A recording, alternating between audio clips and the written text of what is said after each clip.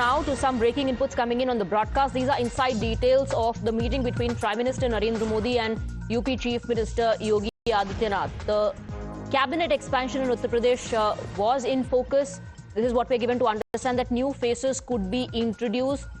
Sources also suggesting there were talks on organization. Government coordination was discussed as well. These are multiple highlights that have come to fore on what was discussed between Prime Minister Narendra Modi and UP Chief Minister Yogi Adityanath. Pragya is getting us more details. Pragya, what are you picking up about this meeting? Well, this is the first meeting between Yogi Adityanath and Prime Minister Narendra Modi in the new year. And also, there is an anticipation in the cabinet reshuffle in Uttar Pradesh. And we are given to understand that that was in fact discussed between the Prime Minister and Yogi Adityanath when they met together today.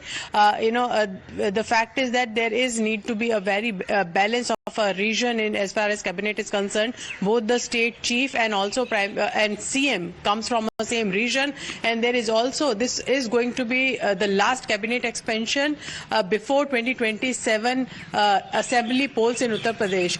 From this perspective, It also becomes very important to have right number of people, a balance of the caste and religion, and also rationalization of the portfolios is what we are given to understand. SIR is another very important issue as far as UP is concerned, and that sources have told us that is also that was also in fact discussed in the meeting. And apart from that, a coordination between the organization and government, it also paves way for a smoother ride for BJP in Uttar Pradesh when this assembly election comes. So all of that became the part of the discussion between Prime Minister and Yogi Adityanath. Between PM Modi and Yogi Adityanath in the new year, UP election was in focus, cabinet expansion.